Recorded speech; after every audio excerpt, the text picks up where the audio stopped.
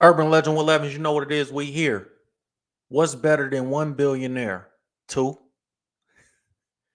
This is a crazy story, man. I got articles, I got updates on this Diddy situation. A prosecutor has come forward and said that Jay-Z is pretty much in a between a rock and a hard place. Jay-Z will be either forced to testify or he won't be subpoenaed to testify because he's being charged as a part of this RICO case with Diddy. Um, so this is going to be an interesting situation to see how this plays out. I have a bunch of different pieces of information on this. I want to get into what Nicki Minaj has been saying too. Uh, she just actually, if you don't know, we can kind of break this news live. Nicki Minaj has just come out, put out some more statements about Jay-Z and Diddy. So we got to talk about that. You know what she had to say about the situation. I'm going to pull up Diddy's indictment, the entire document, the 14, the 14-page indictment, and we're gonna talk about this crazy situation, man. Crazy situation. We're gonna see how this plays out for Jay.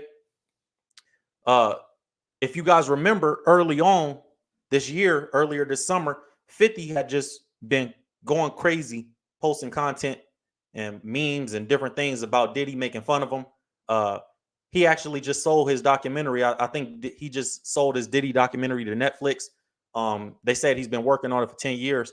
So I want to talk about the situation with 50 and what he was saying prior to about Jay-Z being involved with the Diddy situation and being quiet because of it. Nicki Minaj kind of doubled down and had her opinion on what she just said today about Jay-Z. So I want to bring all that to the platform. So we got a lot to get into, man. We got a lot to get into on this topic. Man, I don't even know where to start. It's so many things that we can actually talk about. Let me see.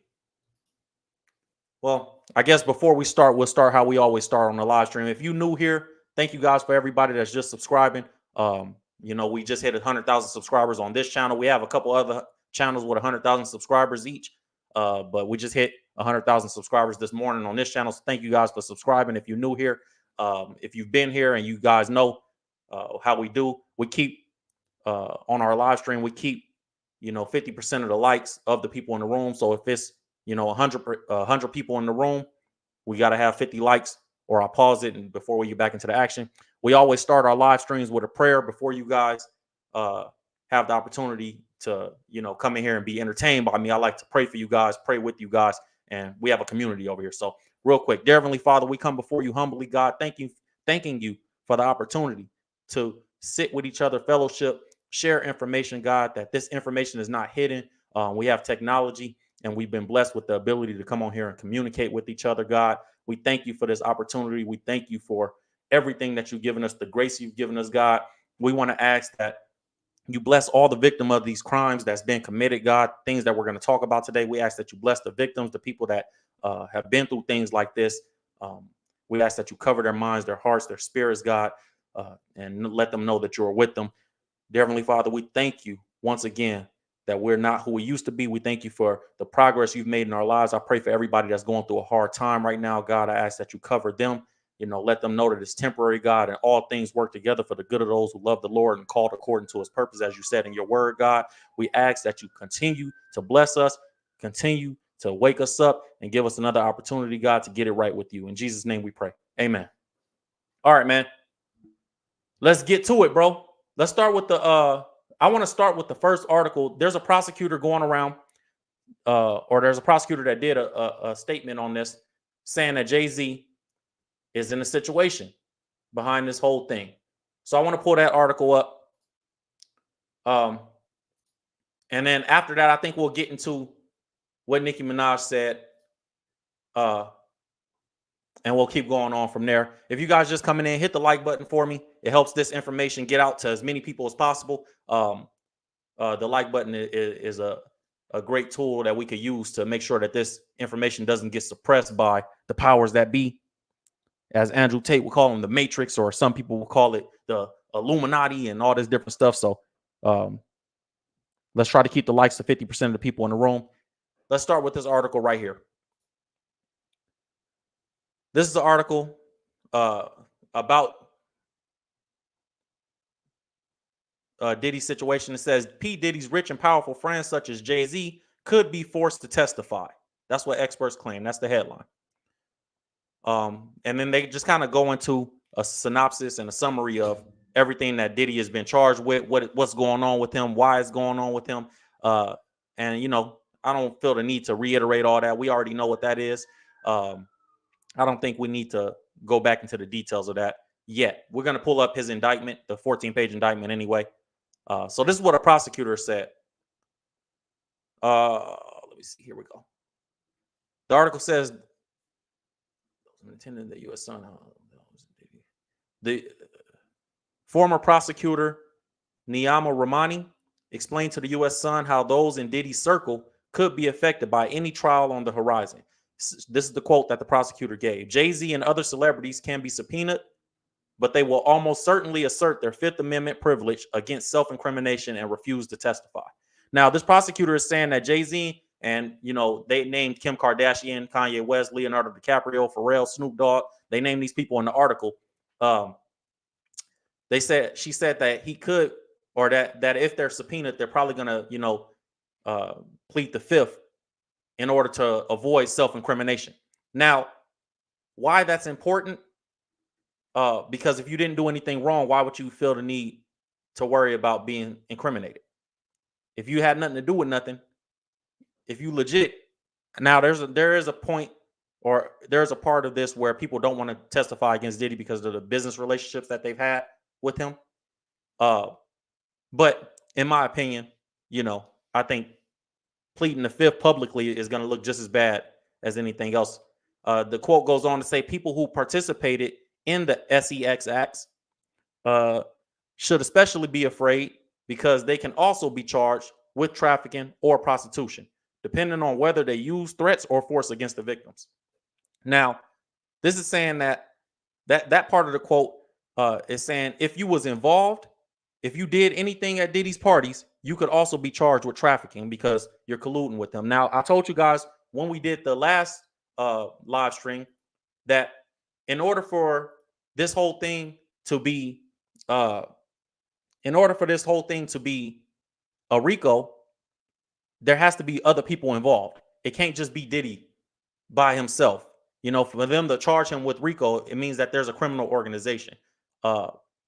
And I showed you guys some different things on the last live stream. We'll go over that stuff again if you wasn't there, if you missed it.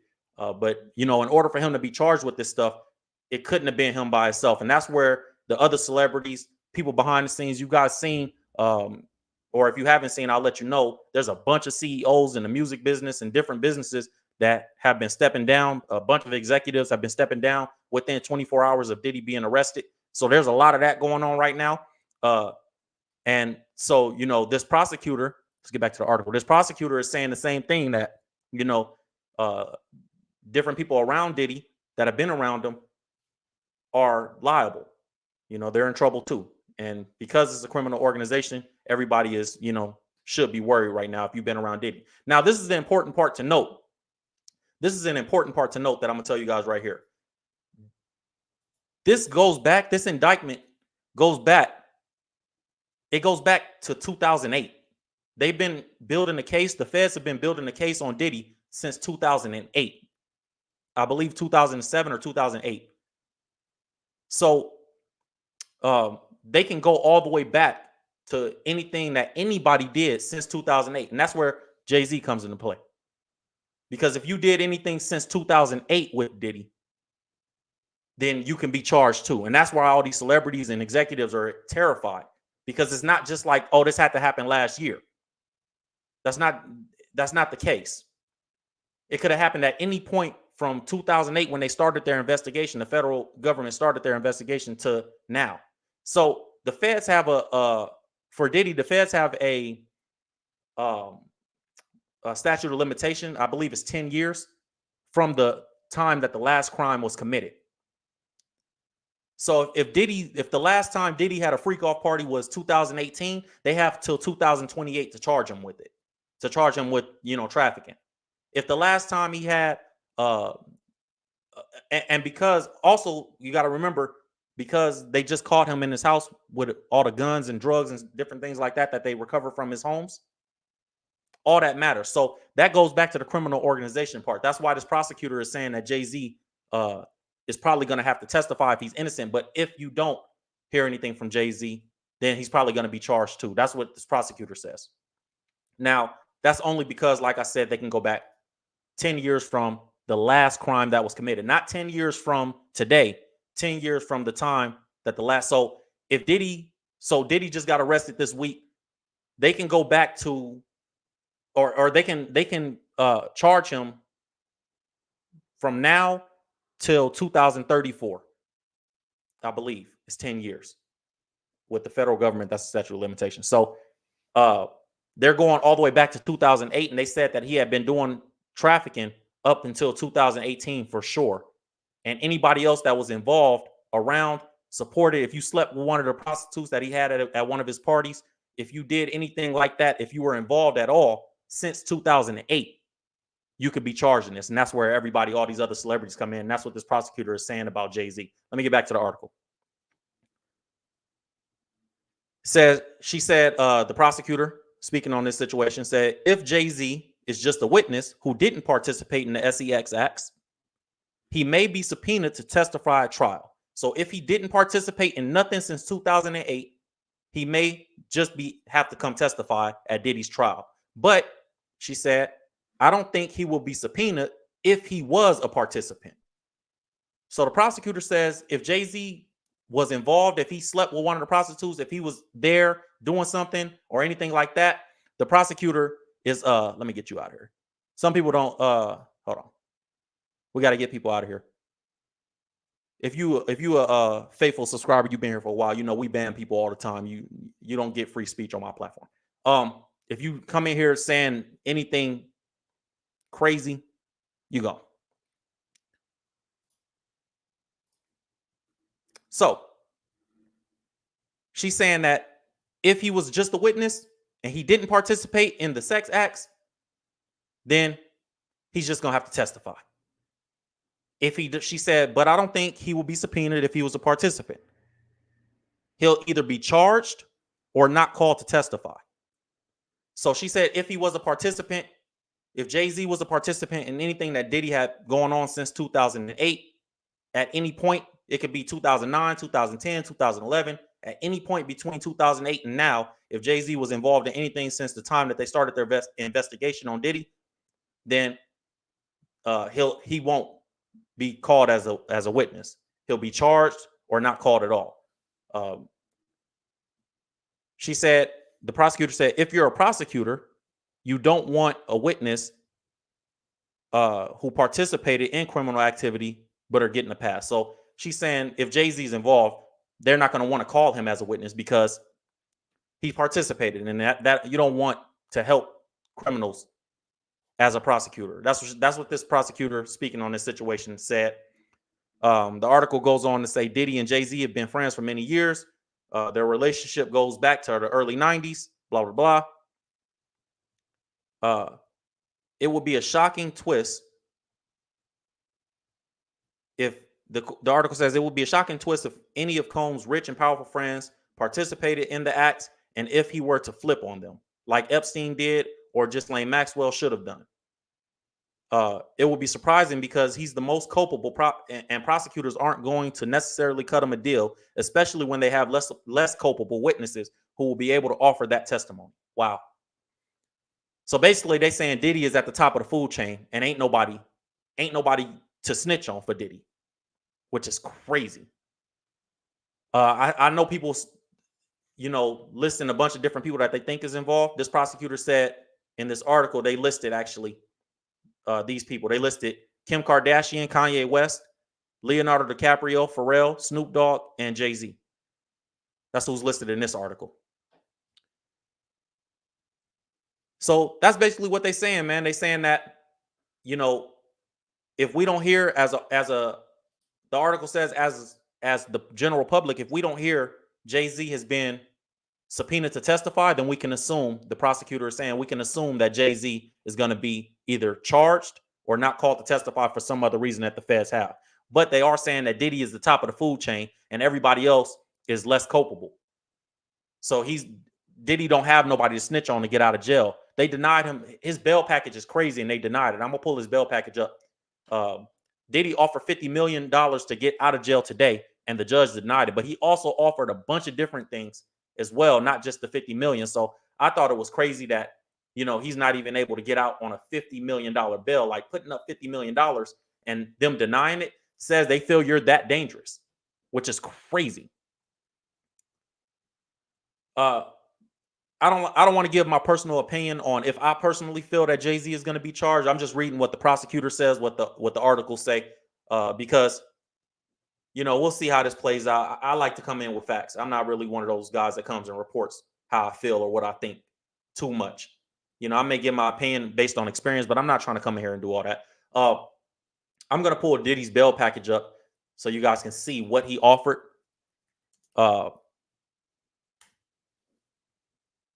Because he gave a crazy package and they still said, no, you got to stay in jail. It wasn't just like the $50 million. So that tells you how serious the government is taking this, because I've been locked up. I know how I go. You get $1 million bail, you ain't coming home, or it's that serious for them. They really trying to give you some time. So imagine a $50 million bail. You know what I mean? How that should get you out, but they saying absolutely not. They're keeping them in. Let me try to find that in a second. I also want to show you guys this breaking news and this update. Nicki Minaj. Let's start here. While I'm pulling up Diddy's bail package that was denied. Let's start with what Nicki Minaj is saying right now. She going crazy. This is the headline on Nicki Minaj. She said, the headline says, Nicki Minaj seemingly calls Diddy Jay-Z's best friend forever while blasting Steve Stout's title claims. Now, this is 39 minutes ago. This report came out. So you guys pretty much getting breaking news on the platform. Nicki is even saying that Jay-Z is involved with Diddy. And this is something that we heard from 50 Cent previously, where, he spoke about the same thing. 50 Cent previously said Jay-Z is hibernating until things calm down with Diddy. The article says, we all saw 50's post back then, right? Most of us did. Said this is back in May. 50 posted a close-up photo of Jay-Z's face and said he ain't coming outside. This is the quote. He ain't coming outside till this ish with Puffy blow over. No brunch, no lunch, no dinner. 50 funny, yo. 50 said it ain't no Rock Nation brunch. It ain't no Rock Nation lunch. It ain't no Rock Nation dinner. LOL. He said, I'm all you got. I'm outside. 50 said, I'm all you got. I'm outside. So he telling the audience, like, Jay-Z not doing nothing until this blow over with Diddy. 50 comedy for that, man. And this is the picture that 50 posted. 50 funny, yo. Y'all see what he said? He said, Jay in hibernation. He ain't coming outside to this ish with Puff blow over. No brunch, no lunch, no dinner. LOL. I'm all you got. I'm outside. He also said some other stuff, I believe. Let me see if they put it in the article. This is just what people were saying in response. Yeah, 50 took this one down. It said 2 hours later, 50 then poked fun of Diddy's friend, Stevie J. And we all remember what was going on back then. Now, Nicki Minaj has actually come out, and what 50 was saying back then, Nicki is kind of confirming that, like, Jay-Z is chilling because of what's going on with Diddy. He don't even want to be seen or heard from right now.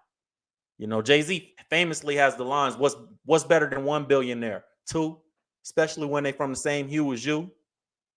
So this is what Nicki was saying. She put a bunch of tweets up. She's obviously upset with Jay-Z. It was painted that she's upset over the Super Bowl situation, but it seems like from what she's saying now, it's deeper than that. So if you don't know, I'll give you a quick update. Nicki Minaj put some tweets out about a week ago where she was saying a lot of things about Jay-Z being a house N-word and, keeping Lil Wayne off of the Super Bowl performance and giving it to Kendrick Lamar, even though it's in New Orleans next year. She was saying that he did that because he's bitter he's you know, have a beef with Birdman, herself, and Drake. So today she actually went on her platform and she kind of kept going at Jay-Z. This is crazy. So Steve Stout, this is kind of giving you guys a lot of the information at once, but we got to talk about it. So Steve Stout, who's a record executive, music business executive, formerly who worked very closely with Jay-Z, you know, he's come out and he's made some statements about Nicki Minaj. So she was like, okay, now I got more to say. Since you want to come out and be Jay-Z's mouthpiece, I got more to say. This is what she put up on her Twitter. This is what she put up on her Twitter. This is how I started. This is the first one, and I'll show you everything she said. She said, I received a call advising Tidal was sold. Tidal was a streaming service that Jay-Z promoted as a black-owned streaming service. Nicki Minaj was one of the faces of Tidal to help promote it. But she said she's never got paid. This is what she said. I received a call advising Tidal was sold, and they made no money on the deal. So all they could offer me was $1 million. Now, Jay-Z sold this previously for, I think it was $330 million. He sold that company to Jack Dorsey. Or somebody, I think it was Jack Dorsey, the founder of Twitter, one of the co-founders of Twitter. So that streaming service was supposed to be black owned, but when Jay-Z had the chance to sell it, you know, a lot of people gave him backlash for selling it because he promoted it as a black owned company and then sold it to a white man. Nicki Minaj was one of the faces of it. She said they told her that they made no money when they sold it. She said, but wait, there's more. The lawyer advised that Deseret advised him that I had to sign the agreement in 24 hours if I wanted the $1 million offer, or the offer was off the table. So, you know, that's her responding to Steve Stout saying that she didn't make no money with Jay-Z because she never signed the contract. So she went on to say this, you know, about Jay-Z scamming her out of you know, that Tidal deal. She said, so Barbs, thank you for supporting something I was a part of. I love you, but I was scammed and offered $1 million to be silent. I declined. So she said that Jay-Z tried to give her $1 million to be quiet about that Tidal deal going bad and him not doing what he was supposed to do by her. She said she declined the $1 million that she was offered for her silence. The grace of God is sufficient. She said, I don't need their hush money. I didn't need their hush money. What I think is interesting about that is anytime somebody tries to get you to sign an NDA, Nicki wouldn't be able to tell us this information if she had signed and got that $1 million. She wouldn't be able to say that. So I respect her. And I honestly, Nicki is saying stuff. She say stuff that men are scared to say. Like there's men, some of y'all in the chat that's terrified of Jay-Z and some of these dudes, and y'all just look at it like I would never say nothing negative about them. And blah, blah, blah, blah, blah. Nicki a gangster. She don't care about none of that. She gonna say what she feel and she gonna say what's real. And it seems like she didn't sign no NDA. She said they offered her $1 million in hush money and she didn't sign it. Kind of like sounds like what Diddy be doing when they said Diddy offered some of his making the girls from making the band them NDAs so they wouldn't be able to ever speak on him again. Remember when Diddy was, oh, we got to bring that up, yo. Oh, I'm going to finish these Nicki reports and I'm going to remind you guys of when when Diddy was having everybody sign NDAs to get their publishing back. Anybody that worked for Bad Boy Records had to sign an NDA, any artist, and Diddy was giving them their publishing back. That was about top of this year, wasn't it? Or last year? Let me get you out of here.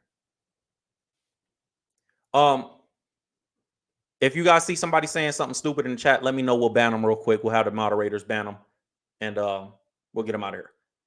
You know, Nicki said, let me see. Is this one of the ones? Oh, she responded to a report that all 16 co-owners of Tidal reportedly received $8.9 million following Jay-Z's recent deal after Jay-Z sold Tidal. She said, LOL word, blah, blah, blah. One of the blogs that they reportedly have lots of control of. So Nicki saying that Jay-Z has control of the Shade Room. That's interesting information too. Nicki a gangster, bro. I don't care what nobody say about her. I don't like everything she do, but I respect her a lot for the way she carrying this situation. She telling us that Roc Nation controlled the Shade Room. That's crazy. She said, why is my photo on there? Oh, reportedly, huh?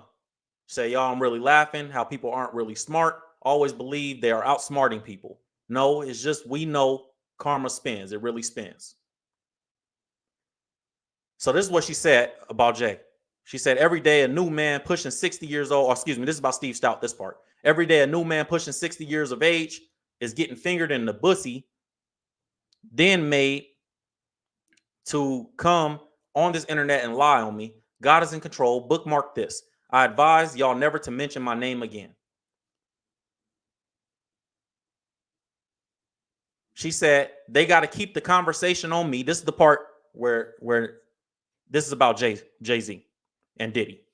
She said, they got to keep the conversation on me so that no one asks about these charges against their best friend forever, their BFF.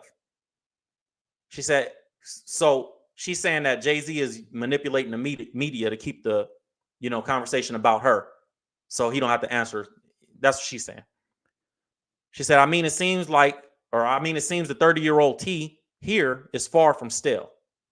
Patterns. Yet Stephen A. Smith, Ugly Alien, Steve Stout, y'all see the word breath, etc., all talking about Onika.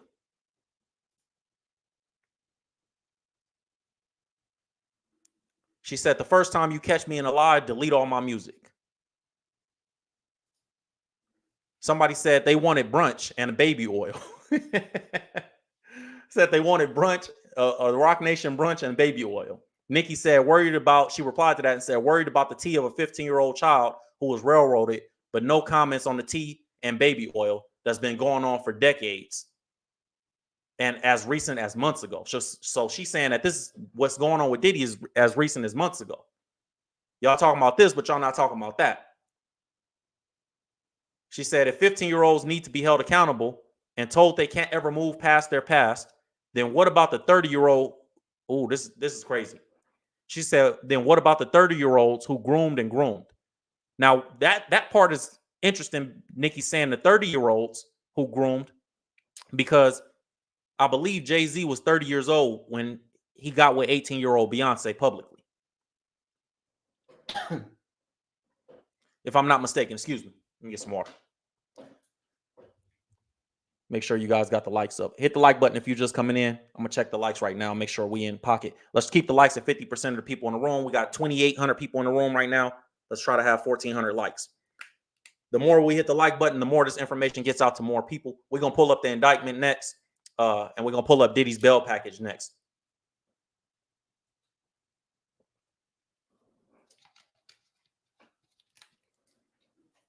So it's interesting that Nicki says that in her tweet. She said, if 15-year-olds need to be held accountable and they can't ever move past their past, then what about the 30-year-olds who groomed and groomed, sat by and was silent? And it's interesting she says that because I'm going to pull it up. I believe Jay-Z was 30 years old when he got with Beyonce. And Beyonce was 18. Well, when they got together publicly. And before that, they was allegedly friends. That's what was reported. So let me pull that up and fact check that. All right, here we go. Superstar Beyonce revealed that she first met her future husband, Jay-Z, when she was 18 years old, according to a cover story from Magazine 17. She says there was no rush. No one expected me to run off and get married on meeting. That was what Beyonce said on meeting rapper Jay-Z, who was 30 years old at the time. Y'all see that? Beyonce said that she met Jay-Z when she was 18 years old. He was 30 years old at the time. I'm 30 right now. I'm married. Shout out to my wife. But I don't, an 18-year-old, I'm looking at an 18-year-old like a baby. So I know some people say, oh, that's grown. To me, that's weird. To me, that's weird. Being 30 years old, looking at somebody that just graduated high school a year ago is crazy to me. That's my opinion. Now, I know people are going to say Nicki is a hypocrite. Her brother messed with kids. Her husband is this. You know what I mean? I know people are going to say that, but we just here to report the news, so I'm not going to get into that. I come here and report the news. I don't get into my personal feelings about nothing. Too much. But I do you know, I get people having that stance. But two things can be true. Jay-Z meeting Beyonce messing, if they was messing together when they was these ages, it's weird too. So maybe if you guys can argue wrong messenger, you know, I can understand people saying this is the wrong messenger, but we're gonna call a spade, bro, because we ain't got no weird cases. So for her to say that part where she says, you know, what about the 30-year-olds who groomed? Jay-Z being 30 years old when he met Beyonce, she said sat by and was silent, etc. All right, let's keep the blogs focused on Nicki Minaj. Short and stout. Don't want to talk about him friending them. Yeah, basically she's saying you don't want to talk about Diddy and them. Let's see if she says anything more. Anything else that's important.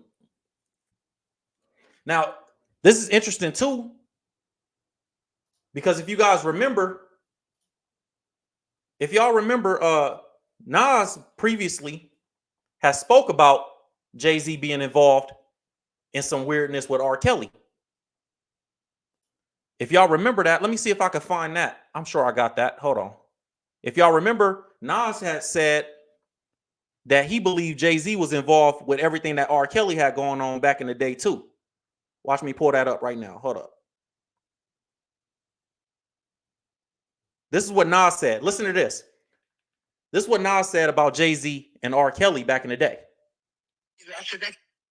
No movies. I said, that's not my style. That's not what I'm going to do. Yeah, I could have put up movies. I could have showed the R. Kelly video that everybody's talking about, made fun of it, and said, yo, Jay's hanging out. When Jay and I was in there playing basketball, you can't tell me Jay didn't see a 14-year-old girl come in the studio and shoot on R. Kelly's rap. That's Nas. I'm going to play it again in a second.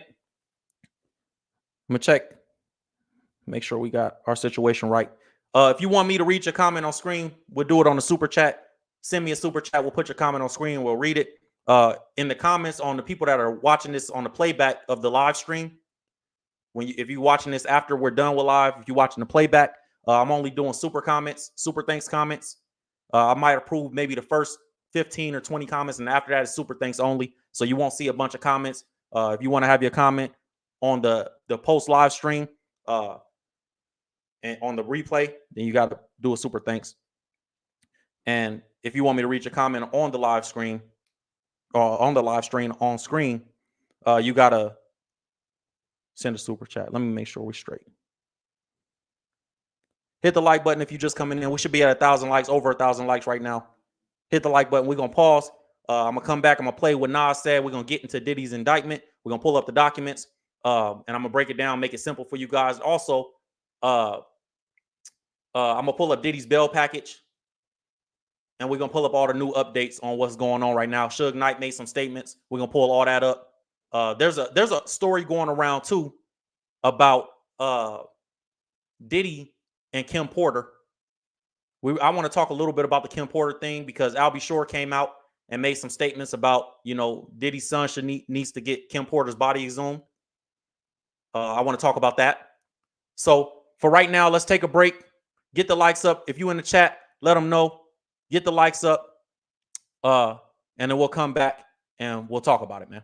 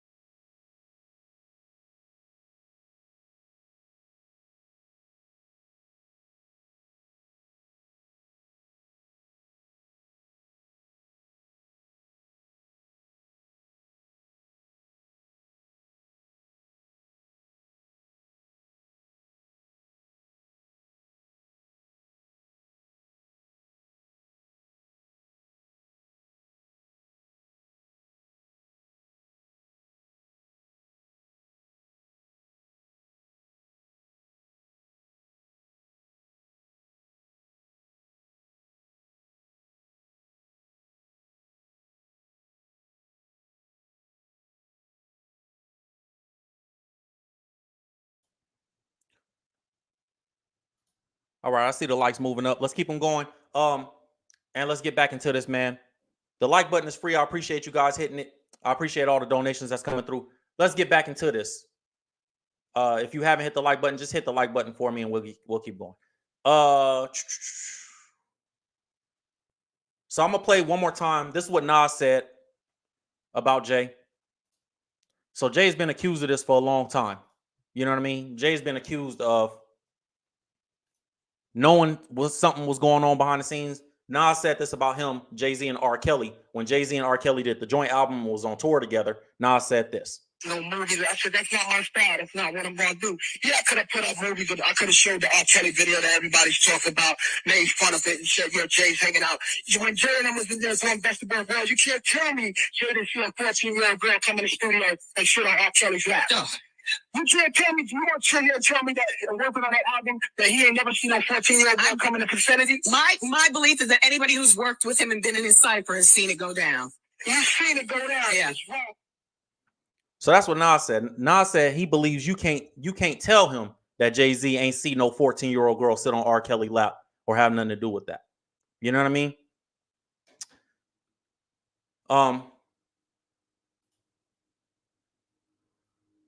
This is an interesting piece I'm reading right now. One thing I love about coming on the live streams with you guys is I get to get the information as it updates. This just came out 8 minutes ago. Let me read this real quick. And see what they talking about.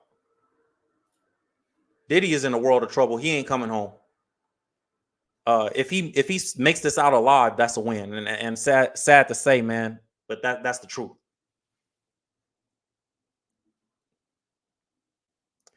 And this is the thing about trafficking that a lot of people don't understand. People think it's some forceful thing that you have to make people do it. Because a lot of people are saying, I see a lot of people going around like Faison Love actually just said this. Let me pull that up. Faison Love just came out and made a statement saying something like, when has it ever been a crime to be nasty or something like that? Like okay, he freaky, but when is that a crime, right? And I hear that a lot. That's a sentiment that a lot of people are saying, right? But that's not, people don't understand the law. Listen to this from Faison Love. This is what he said. Let me show y'all real quick if I could pull it up in the video. Show y'all real quick. This is Faison Love. This is what he said. Yay. I'm confused. The Cassie thing, I understand. I think you should definitely lock this. Put hands on the young lady. But I don't understand the other. Can y'all help me? When has being nasty been a federal crime? And I'm glad they told me. I didn't know there was a limit on baby oil. I'm getting a few, because we get ashy, but So let me help Faison. Let me help people that have this thought process a little bit right now, and try to give some behind the scenes or some insight on what's actually going on. Crimes, I've been charged with robberies and stuff like that. It's fear, force, or for trafficking, the laws are fear, force, or coercion. So if I convince a woman to come out and do some stuff for whatever, it don't even matter what I offer her. This is why when DJ Vlad TV, when he said on that one podcast, or I think he was on Matt Hoffa's show, he said that people don't understand flying a woman out with the intent to sleep with her is considered by law trafficking. People don't understand that, and why that is because that's coercion. If you're flying her out, promising her this and that, if she sleep with you, that's trafficking. That's what Diddy and Kelly, that's part of what they got caught up with. Not the flying out part. I'm just saying using coercion to convince these people to do certain things. You convincing them to do this sex work based on coercion. So it don't always. And from what we read, what we're gonna read in Diddy's indictment, it's not just fear and force. He has a lot of coercion in there. I'm a billionaire. I could change your life. R. Kelly would say, you know, I'll put you on a song. I'll make you a famous singer. And that's coercion. You can't do that either. You can't. They call it riz, but you can't riz somebody into doing sexual acts. That's not cool. That's not okay. So that's kind of part of what he got caught up in too. So people are like, oh, what is it a crime to be freaky? That's not the problem, bro. It's that he's using fear, force, and coercion to do these different acts. That's what makes it a crime. So he don't really understand. A lot of people don't really understand the way the laws work. And when people talk like what Faison just said, you know, a lot of people antennas are gonna go up like, bro, are you doing the same type of stuff? That's how they. I don't know, but that, you know, a lot of people have that same question. So I thought it was worth noting. You know, like it's not just because of that one thing.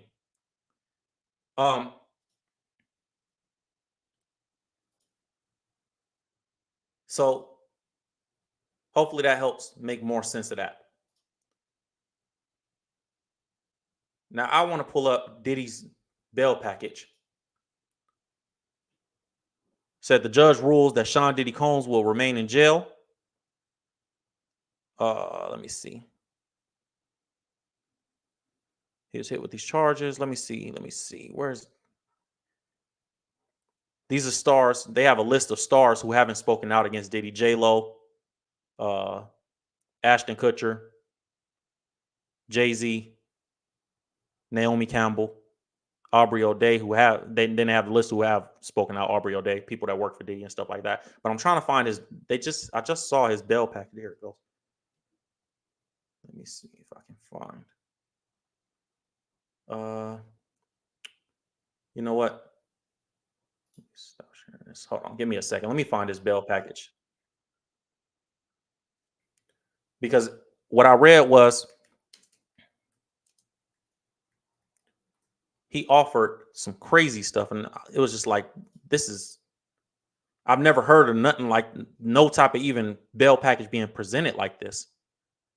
And I also read that there was an informant that Diddy that's going to testify against Diddy that they felt like was so important that they got the indictment out earlier because of that. I think I have his bail package here. Let me just read through this real quick to make sure they got the updated one.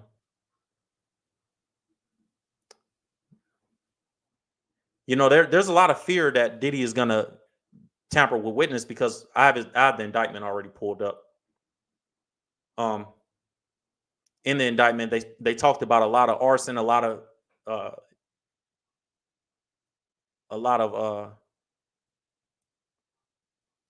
tampering with witnesses. Let me see.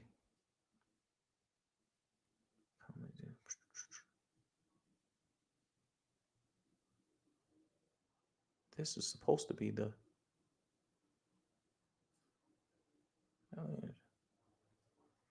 allegations that Sean Diddy Combs tampered with witnesses contribute to bail denial. So they said that Diddy is already tampering with witnesses. Y'all see that? Can y'all see that on the screen? We spoke about Christina Karam already. I'll pull her back up if you guys haven't heard about Christina Karam. We'll do that in a second. That's the woman that is allegedly Diddy's right-hand man. I spoke about her yesterday on the live stream and gave you guys the information behind that. It says allegations that Diddy Combs tampered with witnesses contribute to the judge denying his bail.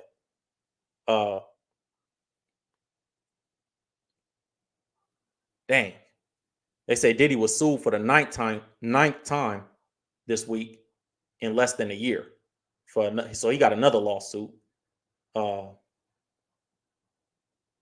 me see if I can find his bail package, though. His bail package was crazy.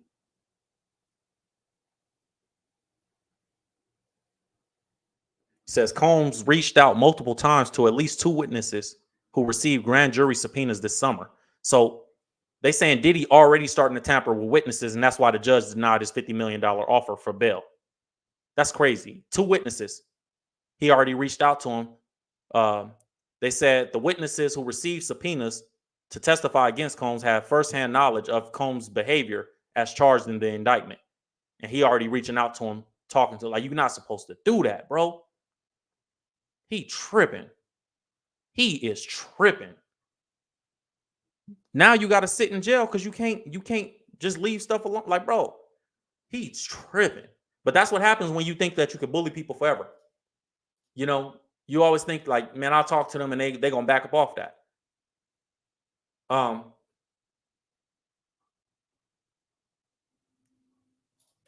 me try to pull it. I gotta find. Here we go.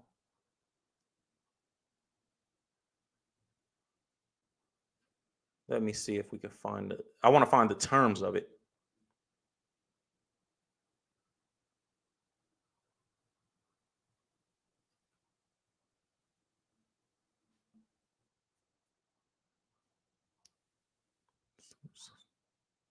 Got it.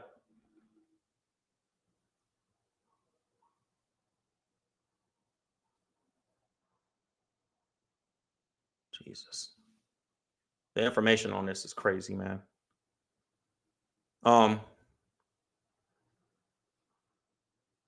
This is crazy. I'm just reading a lot of this. The rapper's bail package updated Wednesday include more stipulation, proposed several security measures to monitor Combs' behavior ahead of trial, including restricted travel between New York and Florida, house arrest with GPS monitoring, limiting the number of female visitors to Combs' home, and weekly drug testing. Bro, you still trying to get female visitors? What are you talking about limited? You shouldn't want nobody in your house. I wouldn't want nobody in my house. On top of that, they offer $50 million, a $50 million package. I want to secure the equity. Combs, Miami.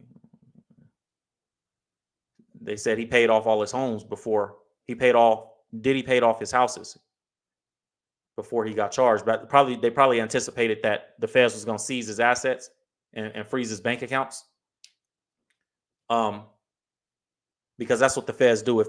When you get charged with a RICO, they freeze your bank accounts because they feel like all the money that you've made, was because of the illegal organization. And even if it's $1 out of $1 billion, they're going to freeze the accounts until they figure out what that $1 is about. And to them, it's just illegal money. So it's messed up, man. Or maybe not so messed up, but it's crazy. Okay, it says $50 million bond. His mother and daughter's properties. Everybody has to surrender their passports. That's crazy. In his bail package, his whole family had to surrender passports. Would have had to surrender passports if it would have been approved, but it was denied. It's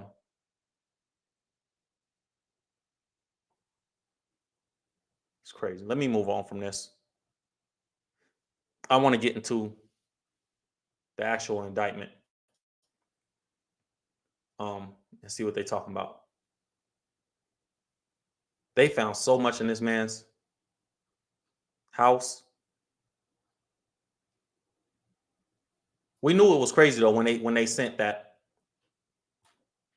the Homeland Security over there. This is the indictment right here. This is all the pages of the indictment. It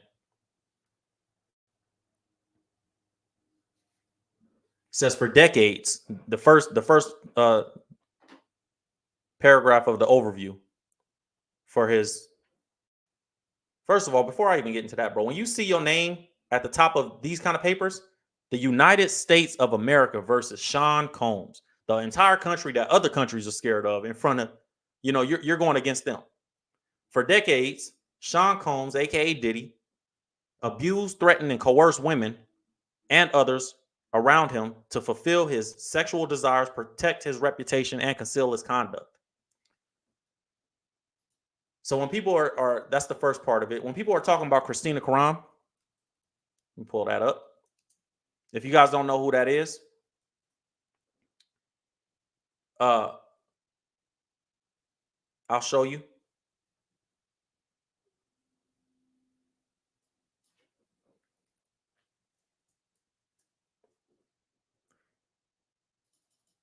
They calling her Diddy's Ghislaine Maxwell.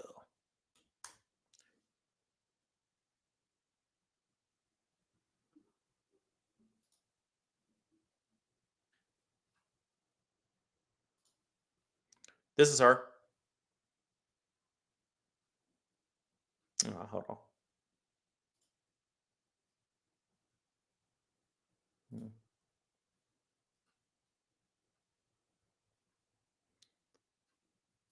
Stupid ads.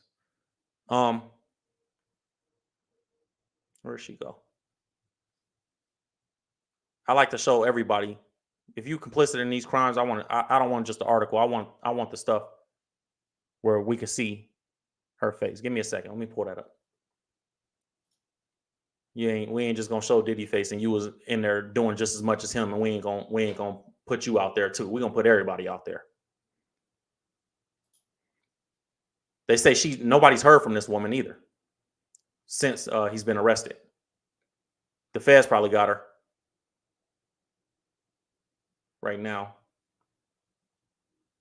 This is her. I'll show you guys her face. This is her. Christina Karam.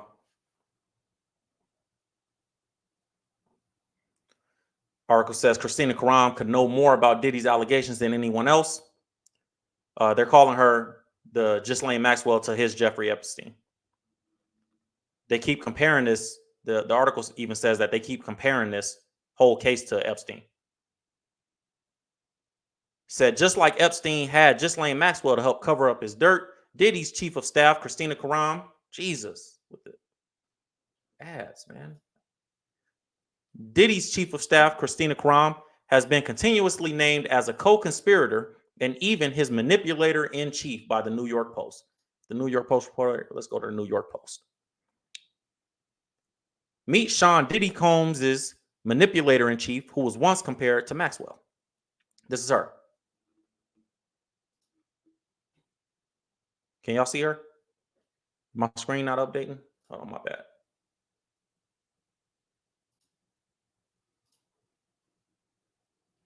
Y'all see her?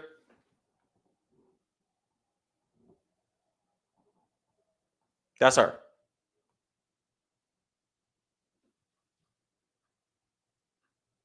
Said according to the indictment, Combs is alleged to have used certain employees, including high-ranking supervisors, to carry out, facilitate, and cover up the abuse of his commercial SEX ring, his commercial trafficking ring. So they saying since 2008, Diddy has been using his organization to, conduct this illegal stuff on the side. They said the supervisors facilitated freak-offs, stocking hotel rooms in advance with the required freak-off supplies, including controlled substances, baby oil, extra linens, lighting. During raids at Diddy's mansion earlier this year, narcotics, more than 1,000 bottles of baby oil, we all heard about this, and stuff like that have been found. The feds got evidence from a lot of sources. They got, look at this, what the feds got: recordings, text messages, names from text, and text from Christina Karam. So they tapped her phone. This is her right here. These are the two. This is Diddy. This is the Epstein and Maxwell comparison. Diddy and Christina Karam. She in a world of trouble too. But they want Diddy, so they're going to try to get her to flip. Just like they did with Ghislaine. Look, this is her and Diddy.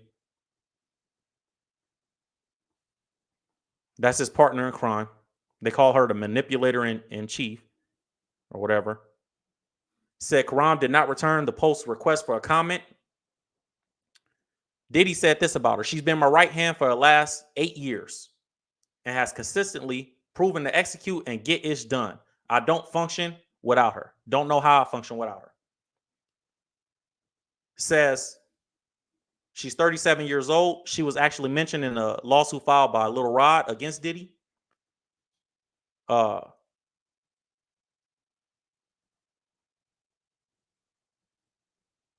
She's his right-hand woman. She's accused of having ordered SEX workers and prostitutes for him, knowing and intentionally participating in, perpetrated, assisting, supporting, facilitating a trafficking venture. So basically, she knew everything that was going on. She knew what Diddy's whole thing was about, is what this report is saying. And she was knowingly a high-level employee for this whole trafficking ring that Diddy had. The quote says, from Little Rod's lawsuit against Diddy, which was the lawsuit that kind of kicked all this off, says she was, quote, instrumental in organizing and executing the Racketeer Influence and Corrupt Organizations Act, RICO, enterprise that Diddy that he claimed Diddy was running. This is her. So when y'all posting about Diddy and y'all saying stuff about Diddy, make sure y'all sharing her picture too. It's a lot of evil stuff going on. And she don't even look like, just from first glance, she don't look like she would be doing this stuff, do she? That's how it be.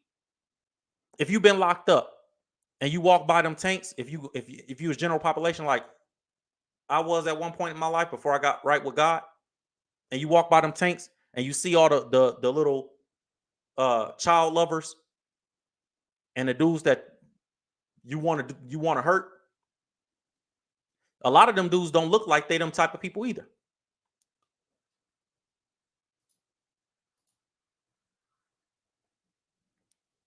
You know what I mean? A lot of people don't look like they them type of people either until you find out about their case. You know what I mean? So this is Christina Karam. This is the Diddy's right-hand woman. If you're just coming into the live stream, just updating you, that's his right-hand woman that she's being accused of being the main one orchestrating, you know, what Diddy had going on with this whole case.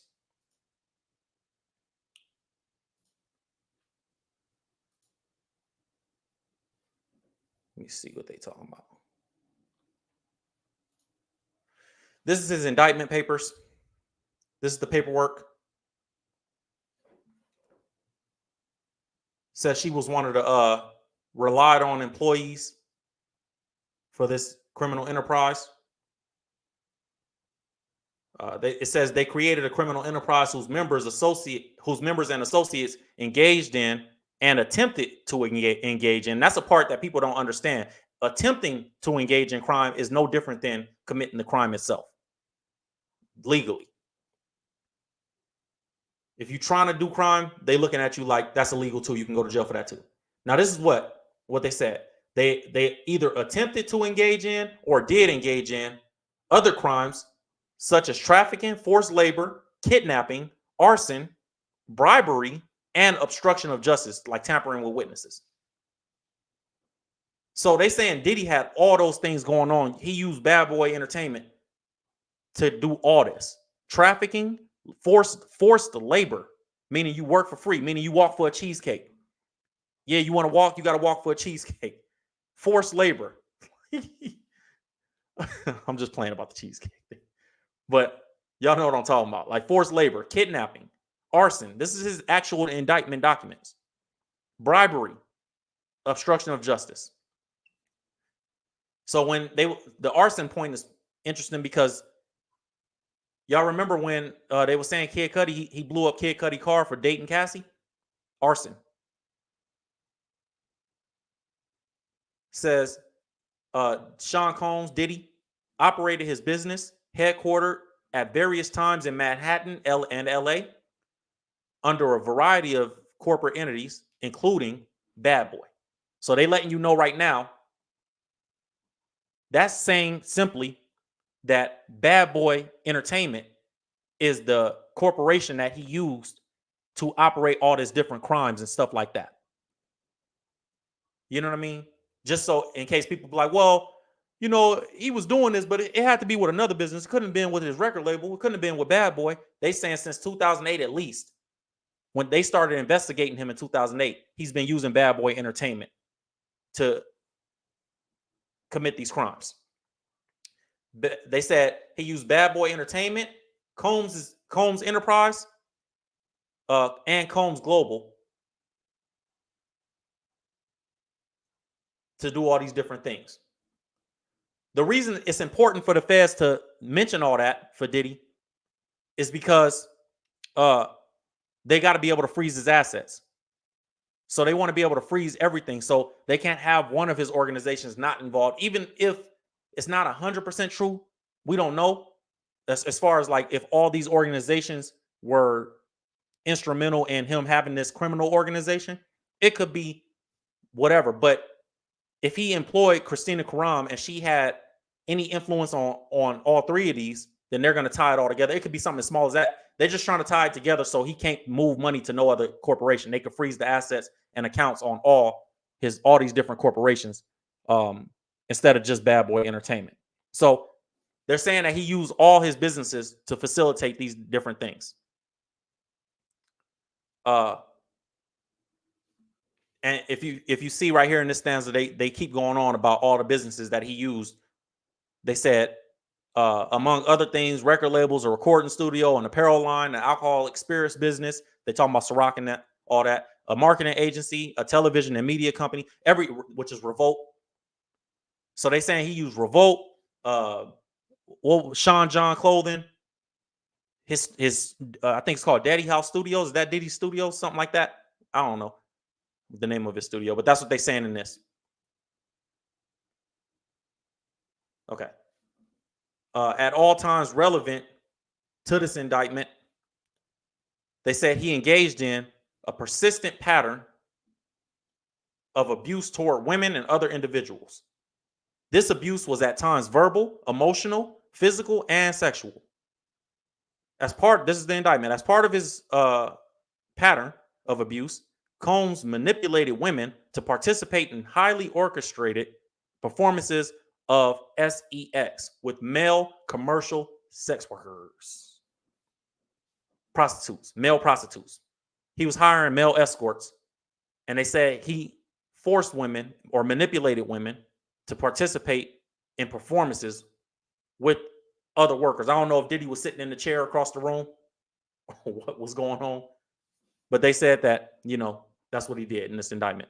They said at times Diddy and others acting for Diddy made arrangements for women and commercial prostitutes to fly to Combs's location. Didn't I just tell you guys earlier in the live stream? If you fly somebody out and coerce them into doing something, that's the same as trafficking to the government. You can't use fear, force, or coercion. So that's for all the men that think you're going to fly somebody out. Be careful if you think you're going to fly a woman out with the intent to sleep with her, because that's a crime. That's trafficking.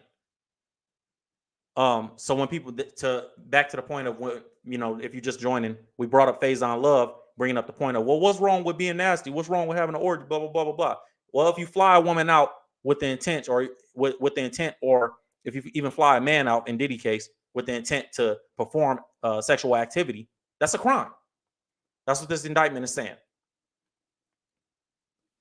Where was we? At the time, Diddy and others acting in his direction made arrangements for women and commercial prostitutes to fly to Combs' location. Combs ensured participation from the women by obtaining and distributing narcotics to them, controlling their careers, leveraging his financial support, and threatening to cut off the same, and using intimidation and violence. So just what I said, you guys. So all the people out there like, well, what did he really do? He was freaky, but what did he really do? I seen Dr. Umar. Y'all got to stop that, bro. Stop that. I get the system, get it wrong with a lot of black men. Bro, stop it. They're saying, so let me simplify that for the audience. They're saying that Diddy made sure that the women that he flew out would participate by using these things. That's coercion. That's called coercion, convincing you to, by using these things. They said by giving them narcotics. They said that Diddy distributed narcotics to them, drugs. He controlled their careers, meaning you do this or you fire. You do this or you'll never work in this business again. You can't do that. They said he leveraged his financial support and threatened to cut them off the same. Meaning, hey, I'm going to pay your bills. If you don't do this, all the money stop right now. You can't do that.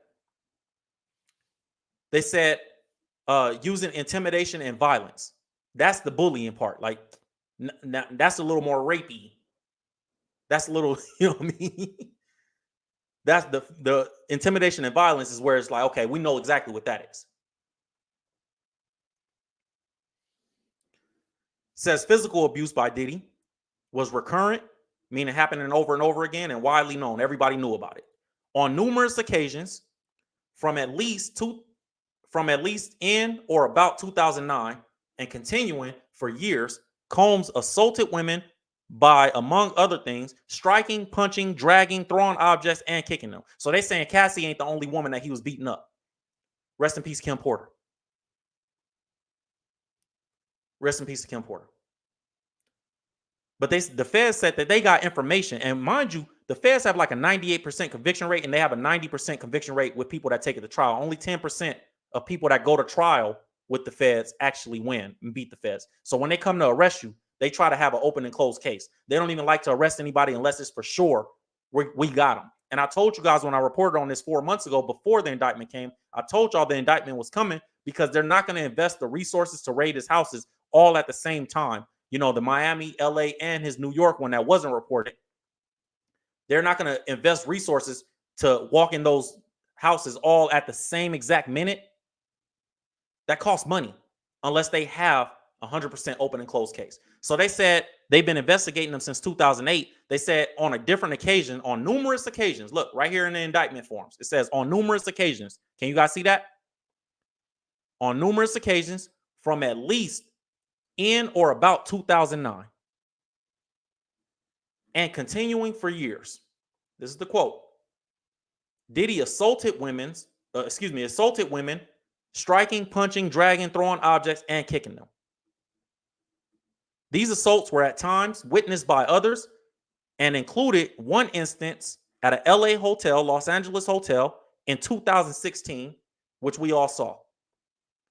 That was the one with, I believe, with Diddy, where he kicked, dragged, threw a vase at her while she was attempting to leave. Now, let me tell you guys about kidnapping laws. If you walk somebody more than 15 feet, I think it's 15 feet or 15 yards, excuse me. If you walk somebody more than like 15 feet or 15 yards, I can't remember. But if you walk them a certain different, like, hey, walk over here, like by fear or force or coercion, if they don't want to do it, then it's considered kidnapping.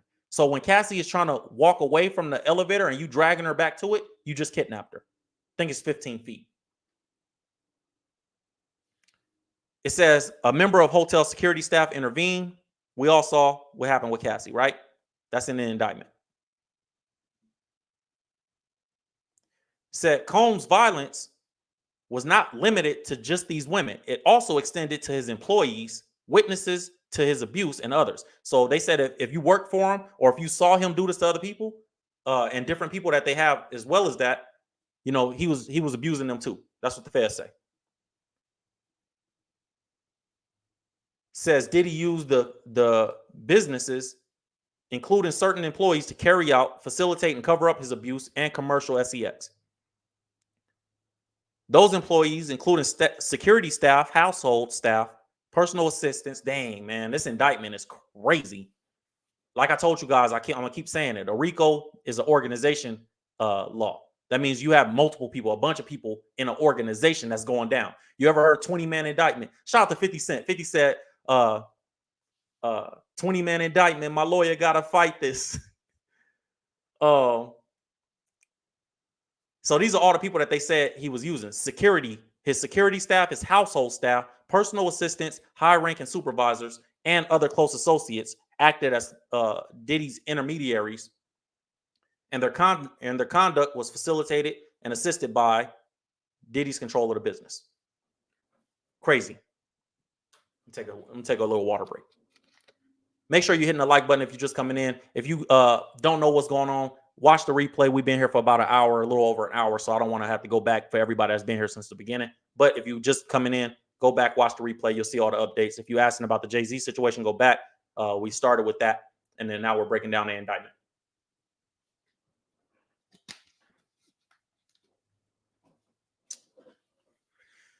This man was using everybody around him, they said. This is what the feds are saying.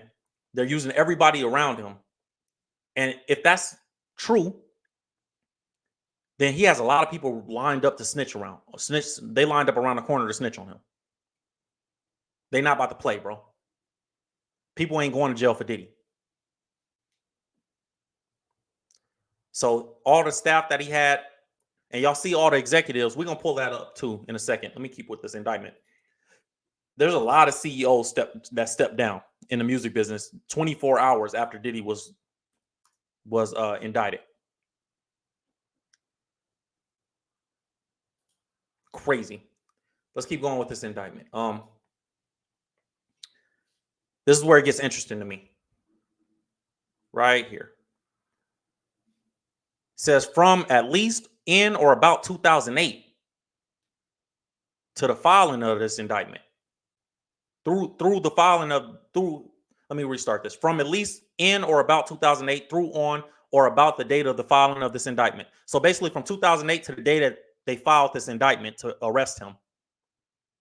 It says Diddy, they got all his names up there too in the document. Diddy, Love, Puff Daddy, P. Diddy, that kind of was funny. They said since 2008 through the day he was arrested, Diddy and others known and unknown were members and associates of a criminal organization. So that shows you guys that they've been investigating them for, what is that? It's 24, so 16, 17 years, about 16 or 17 years they've been investigating Diddy. That's crazy. And this is, like I said earlier in the stream, this is where the other celebrities are terrified because they don't know what they did in 2009. They don't know what they did in 2010. The feds can go all the way back to 2008 and pull anything that they did around Diddy since then. If it was illegal, they can be involved in this. So that's why people are like, oh man, everybody's scared. Who's coming? Who's going to be next? Who's going to be charged next? What's going to happen? Because the evidence, what I believe the FBI, what I believe the feds is doing right now is they talking to people, seeing who's willing to snitch first. Let's talk to people, see who's willing to flip on them. We're going to get him locked up. And then let's go to this. Who's the second, third, fourth big fish in this organization? Let's get people that's going to flip on them. Let's go talk to all the low-ranking members at this indictment name, the personal assistants, the staff of the household, the security staff. Let's see who's willing to snitch and what they can give us first. Let's get the information. Do we have something on Jay-Z? Do we have something on Ashton Kutcher? Do we have something on J-Lo? Do we have something on all these people that was named in these articles? Right?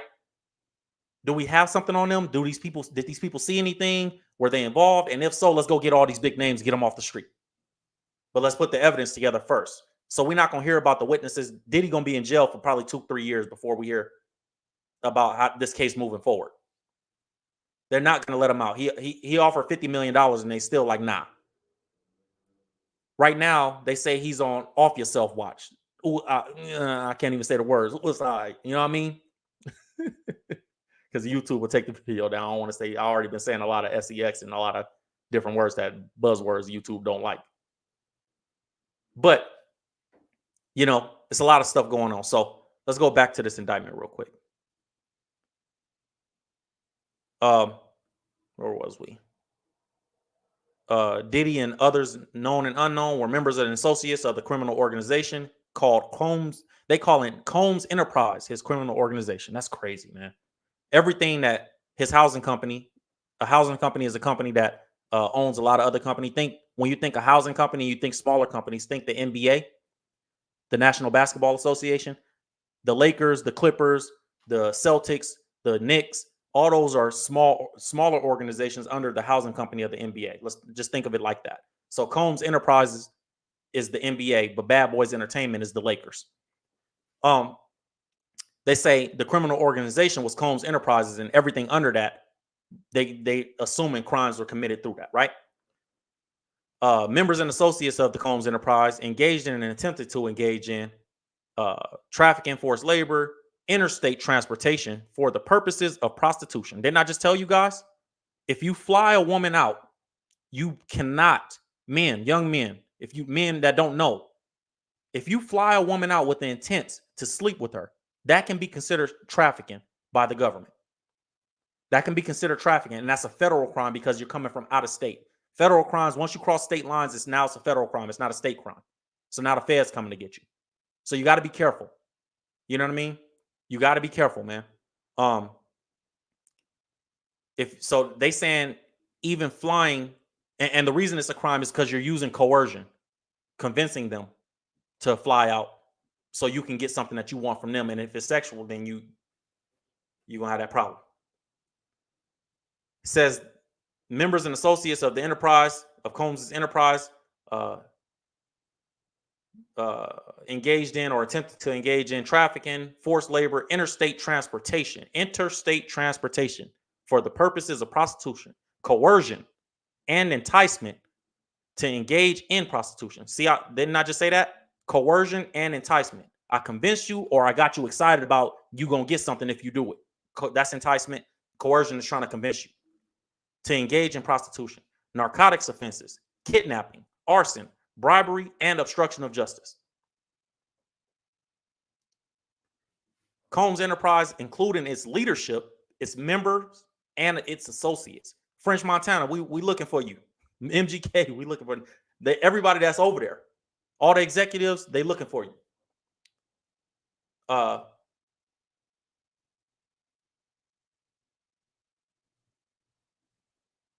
Then they give you the penal code to define it so that you understand the law if you wanted to look that up. These enterprises and individuals employed by blah, blah, blah. Combs Enterprise constituted an ongoing organization whose members function as a continuing unit for a common purpose of achieving the objectives. So they're saying that the whole company was there for the common, quote, the common purpose of achieving the objective of the Combs Enterprise. So if you work for them, you can be charged with this too. If you work for Bad Boy, you could be charged. Is basically what they're saying. Because y'all all contributed to the common purpose of achieving this criminal organization's goals.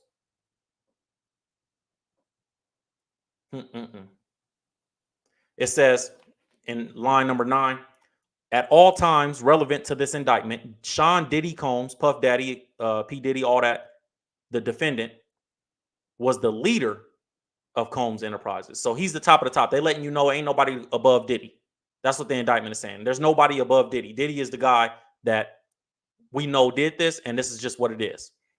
You know what I'm saying?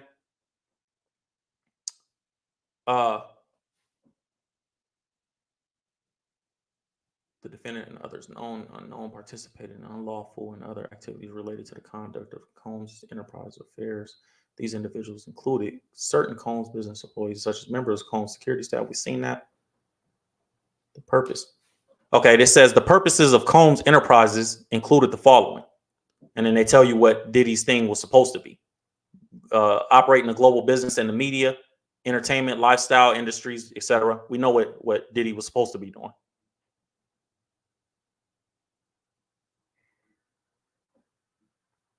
So that page is just explaining what it was, the company that Diddy had, his holding company, was supposed to be doing, but not what the crime was. They just explained that this is what it was supposed to be, but he wasn't doing that, is what they say.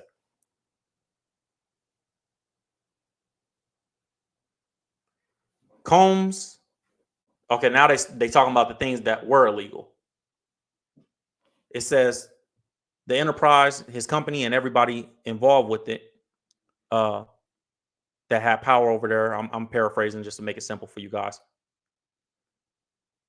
They use their prestige of the So they saying that the executives at Diddy's companies use their prestige and use the I work for Diddy to intimidate, quote, intimidate, threaten, and lure victims, female victims specifically, into Combs's orbit, often under the pretense of a romantic relationship. So he's saying that the FBI or the feds are saying that Diddy used his executives to go out there and trick women that they would be Diddy's girlfriend.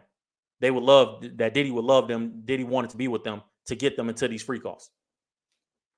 Said Combs then, after they was tricked to come around him or to be in his orbit is the word they use. Said Combs then, they're using Combs as they're capitalizing it to let you know they're talking about the company instead of specifically Diddy, I think. Says then use force, threats of force, and coercion to cause victims to engage in extended sex acts with male prostitutes that Combs referred to as freak offs. So Diddy is the one that invented the word freak offs. I thought that was some Fox News, CNN, like they came up with that. So Diddy is the one that called them freak offs, is what the feds is saying. Diddy is the reason we even call it that. That's crazy. Freak offs are elaborate, produced sex performances arranged by his company. They said he masturbated during and often electronically recorded. Wow. So Diddy is they saying from this Diddy a weirdo.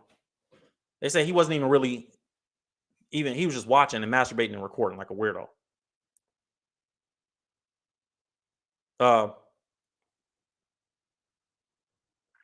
So with the assistance of members and associates of the Combs enterprise, caused to be transported, commercial sex workers across state lines and intentionally occur regularly, sometimes lasted multiple days. They said these parties would last days. It's crazy. Often involve multiple prostitutes. Combs distributed a variety of controlled substances to the victims, in part to keep the victims obedient and compliant. They say he was drugging them up to keep them obedient, sometimes unbeknownst to the victims. So they didn't even know they was being drugged. Oh, excuse me, I'm sorry. Sometimes unbeknownst to the victims, he kept the videos he filmed of victims engaging in these acts with prostitutes. So that's the blackmail part that they talking about. Like he recorded them and then kept the videos for himself after drugging them. Says the victims typically receive IV fluids to recover from the physical exertion and drug use. So that's what they talking about when they like, oh, Diddy's mom, he on this video talking about his mom got an IV after a party. Said they gave him IVs. They gave everybody IVs to help them recover from the drugs after. It's crazy. If you guys seen the movie Taken, y'all remember when, there was he hooked his daughter up to an IV to get her off the drugs when she was coming down after she had been kidnapped. They said that's what was going on over there. Many Combs.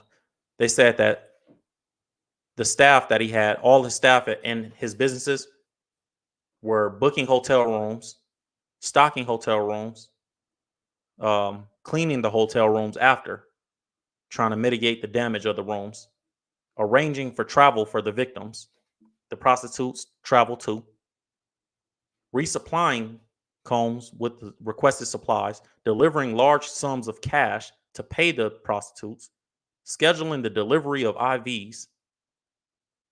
This is why if you're working in one of these companies, you should quit, bro, right away.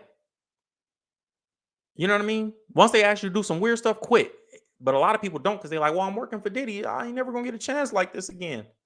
Man, a lot of these people, now they in trouble for doing a lot of this stuff when you should have just quit. Just quit, bro. Said this was going on in bunches of different states. That's what makes it federal too.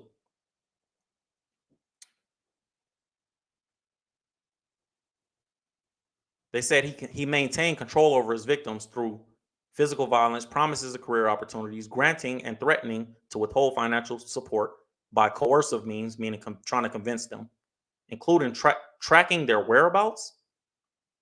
Diddy was tracking their whereabouts. So the victims that they have listed, they saying that he had tracking devices on them, tracking their whereabouts, dictating the victims' appearances, monitoring their medical records. This is crazy, yo. This is crazy. You know how much organization, this is literally a RICO. You know how much organization it takes to track people, withhold financial support, they say, control their housing, it says, monitor their medical records. This is what he was doing to the victims, they say. Monitor medical records, dictate the victim's appearance, track their whereabouts, use coercive means, controlling their housing, and supplying them with controlled substances, keeping them drugged up on top of all that. When I hear that, this reminds me of Buddy that was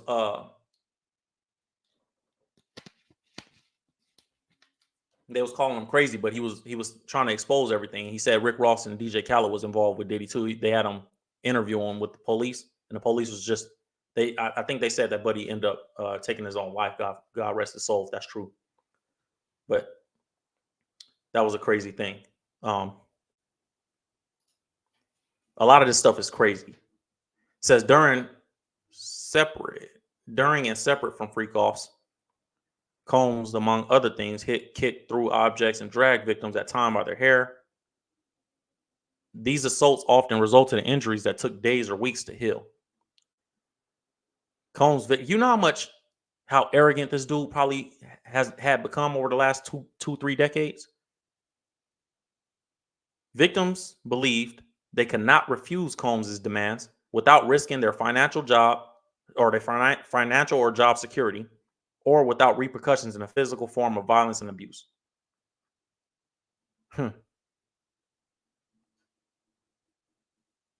Mr. Combs and security personnel carry firearms on more than one occasion. Combs himself carried or brandished firearms to intimidate and threaten others, including victims of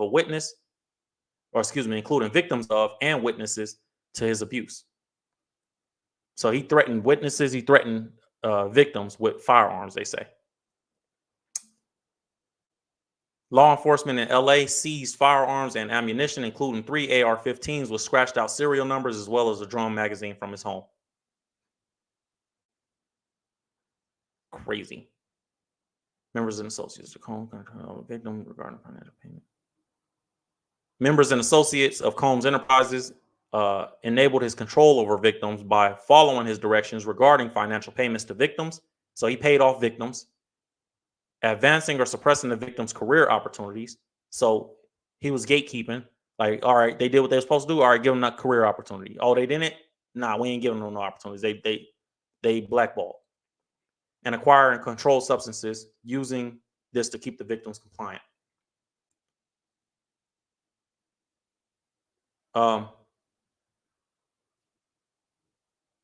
This is, when you read the details of it, man, it's crazy.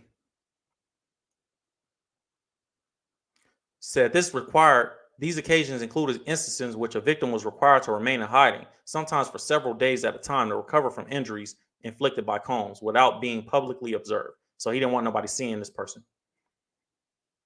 Members and associates of the Combs Enterprises also assisted Combs in locating and contacting victims who attempted to flee his abuse. So they hunted down people that was trying to run. So that answers a question right there. When they say people trying to run, he hunted them down and used his organization to hunt these people down. When employees, it says, witnesses to his abuse and others threaten Combs' authority or reputation, meaning like, I'll tell everybody who you really are.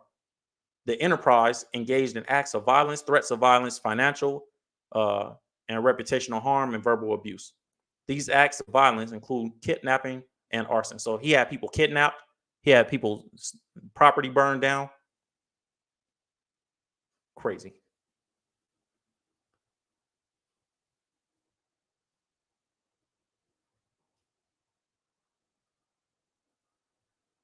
They said in 2023, he was trying to bribe people. Listen to this. When Combs' authority or reputation was threatened by the possibility of negative publicity or legal or law enforcement action against him, when victims threatened to tell people about him or sue him or, let it be known legally, they said including in or about late 2023, following public allegations of Combs' crimes, Combs and members and associates of the enterprise pressure witnesses and victims, including through attempted bribery and different methods, to stay silent and not report what they experienced or knew to law enforcement.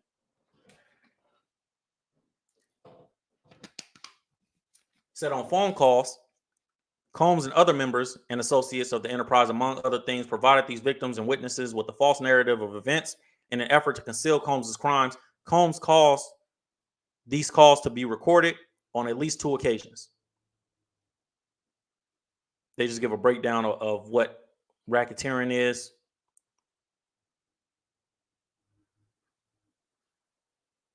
They tell you right here in line 15, this started, he's been doing this since 2009, it says from at least in or about 2009 up to and including in or about 2018. So now they give an accounts of what he is charged with, trafficking, different things like that. We'll skip through that. We already kind of have an idea based on what we just read. So that's the entire indictment. That's what he's going through right now. That's the I pray for healing for the victims, man, because that this whole situation is crazy. Um, there's another aspect of this that I think I'll cover on another live stream. We'll stop there on this live stream. If you guys watch to the end, I appreciate you guys. I really do.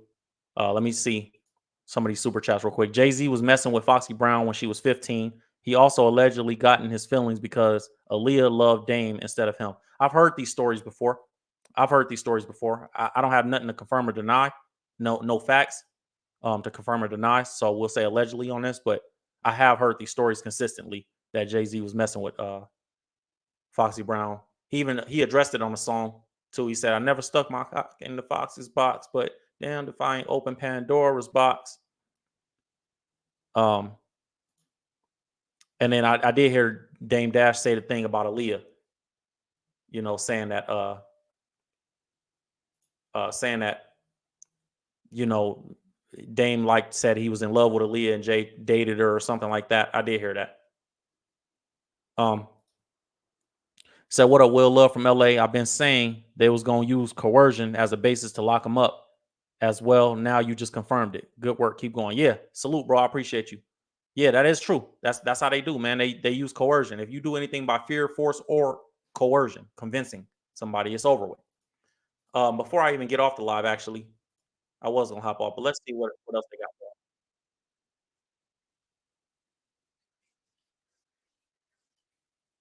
We don't care about that.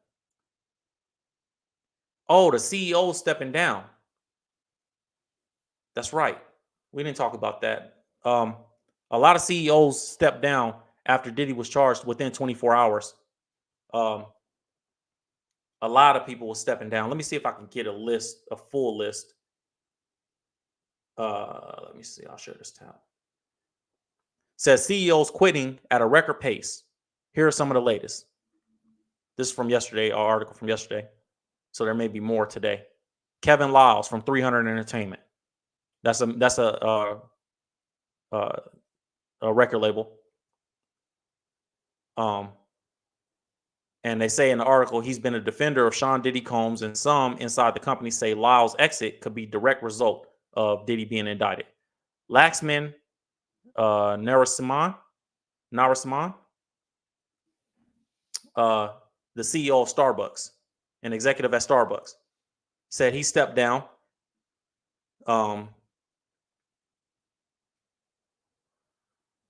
That's crazy. So the CEO of Starbucks, CEO of 300 Entertainment, Dave Calhoun from Boeing, he stepped down, which is airplane company.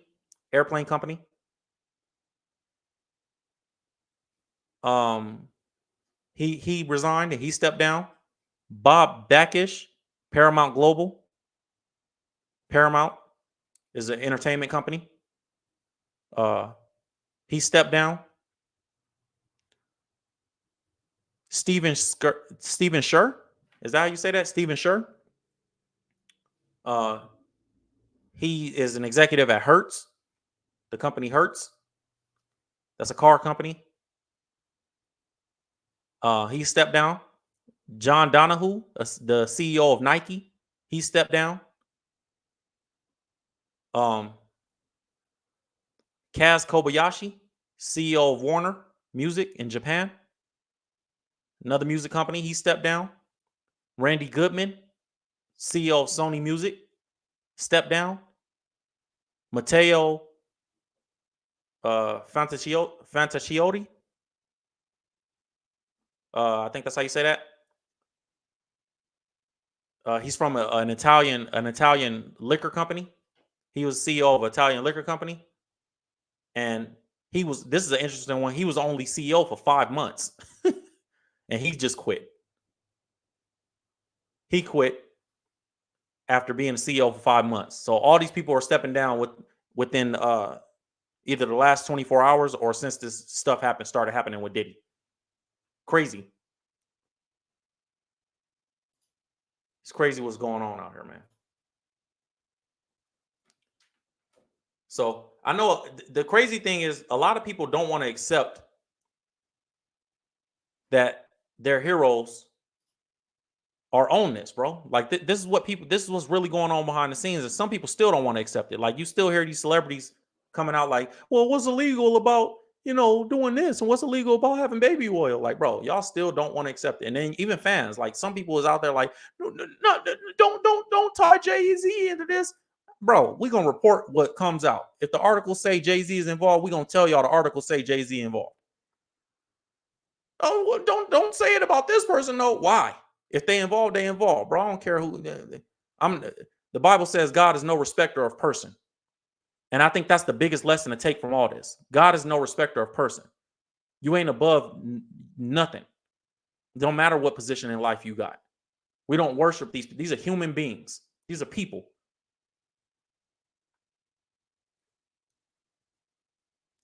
Look at this. Look at this report. Assistant U.S. Attorney reveals more text messages allegedly sent to Diddy by female victims. Quote, I'm not a rag doll. I'm someone's child. The text reportedly read, I turn my head for a second and you get effed up and you drag me down the hall by my hair. That's what somebody texted Diddy. I have bleeding cuts. You hit me in the head 2 good times. When you get effed up the wrong way, you always want to show me that you have the power and you knock me around. I'm not a rag doll. I'm someone's child. I feel like I'm reading my own actual trauma. It makes me sick how 3 solid pages, word for word, is exactly my experiences and my anguish. Call me. The cops are here. I got 6 kids. Yo, please call. I am surrounded. You're going to abandon me. I'm all alone. I guess that's a text Diddy sent to Cassie in 2016. Y'all worship these people, though. It's okay to be fans of the entertainment and be like, man, I ain't know about all this crazy stuff. Well, cool. But after we find out what's really going on, and y'all still trying to support and man, please, God forgive everybody that comes to him, repents. But at the end of the day, this is why you're not supposed to be worshiping these celebrities, and y'all can't help yourself. Y'all can't stop. It's like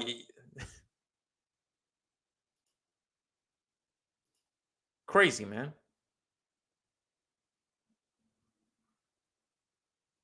His legal team says he's innocent. Obviously, they got to say that because they want the check. Even if it's an open and closed case, they want the check. I don't see any way that Diddy beats this case personally.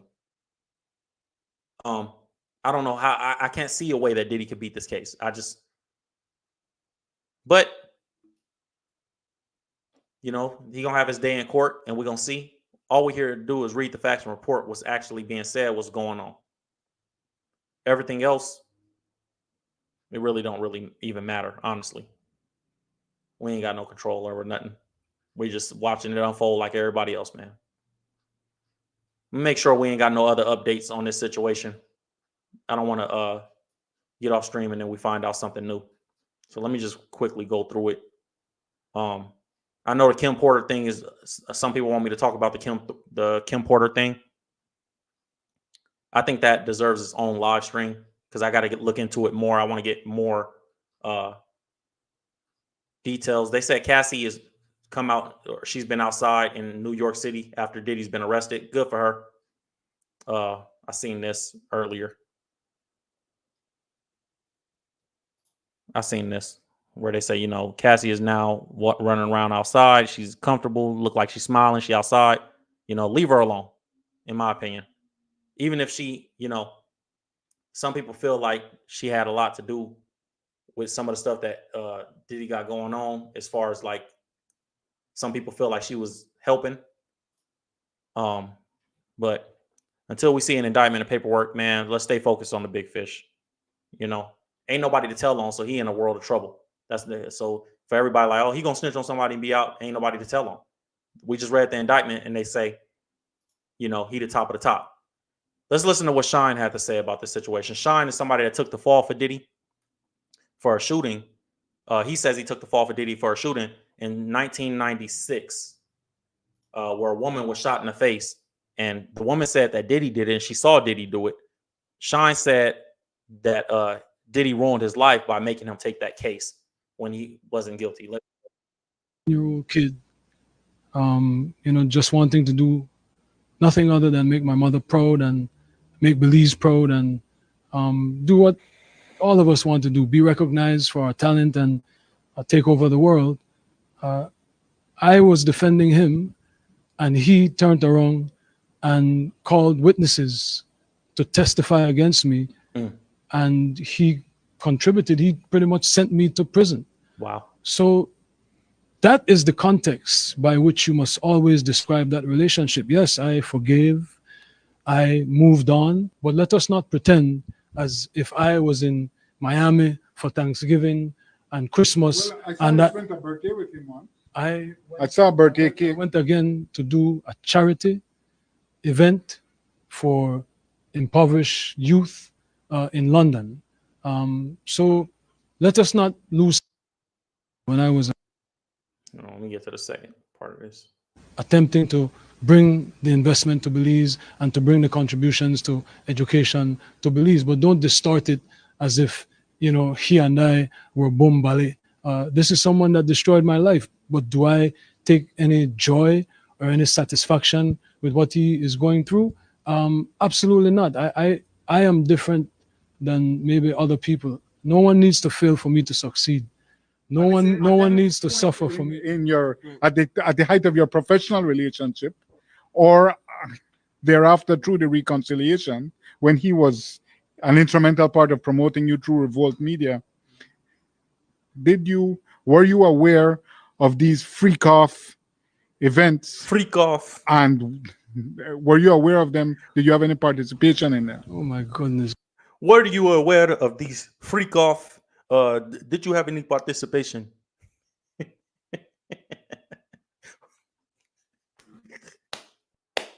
Yeah, we got to be mature. Not today, but sometime at some point we got to grow up. Were you aware of these freak off? Bro, oh my goodness. Jules Vasquez. Jules Vasquez. Were you aware of that? Jules Vasquez. Were you aware of the attempting to bring the For clarification, Sean did say, I saw the full clip. He did say that he was not aware of anything. He kept it professional. He had nothing to do with none of that stuff. For the people that say I don't want people to say he never answered. He actually did answer. I just guess that clip specifically ended right there. Were you aware of these freak off? Like, bro, no, fool. What you mean? Oh man, who y'all think is coming? Who? I'm gonna get in the chat real quick. Who y'all think is getting caught up in this indictment? I seen Rick Ross in the I seen DJ Khaled. Who y'all think is gonna get caught up in all this? Because this don't look good at all. Who else y'all thinking? Y'all think it says? I see y'all say Jay-Z, Meek Mill. This is the problem, bro. When people worship celebrity, like even if you are a celebrity worshiping other celebrities, like you can't vouch for none of these dudes. Some people said Mary J, J-Lo, Chris Brown. I don't know about all that. So get the likes up. That's right. You know what I mean?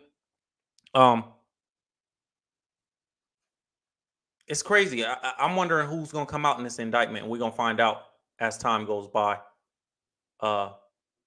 But we'll see. We'll see how it plays out, man. Dear Heavenly Father, we thank you for this opportunity to come together, fellowship, communicate information, God. We ask that anything incorrect, let it come from us and let it be known that it comes from us. Anything correct, let it come from you and let it be known that it comes from you, God. God, we thank you for this opportunity. We know that, we're privileged and we don't take it for granted, the privilege that we have to be able to even use these devices to live in the country that we live in, where we're not experiencing a lot of different things that a lot of other countries are experiencing, and the citizens that they're going through on a day-to-day. God, we ask that you continue to bless us. We ask that you bless those that need you close to them right now, God. We ask that you bless all the victims of these crimes, God. We ask that you let justice be served in your will, God, not anybody else's, but let your will be done on this earth. God, we ask that you just, touch the hearts of the family members that are suffering out there from, you know, these crimes, and their loved one, child, friend, whoever it is, God, going through this type of thing and being victims of these type of crimes. God, we ask that you bless those family members and those loved ones as well. God, we thank you for this opportunity. We thank you for this day. And God, we give it all back to you. We give all the glory, honor, and praise to you. In Jesus' name, amen. I'm out of here, man. I love you guys. I'll see you guys on the next live stream. Make sure you like, comment, subscribe, and we'll come back when we have updates on this topic. Love. Urban Legend.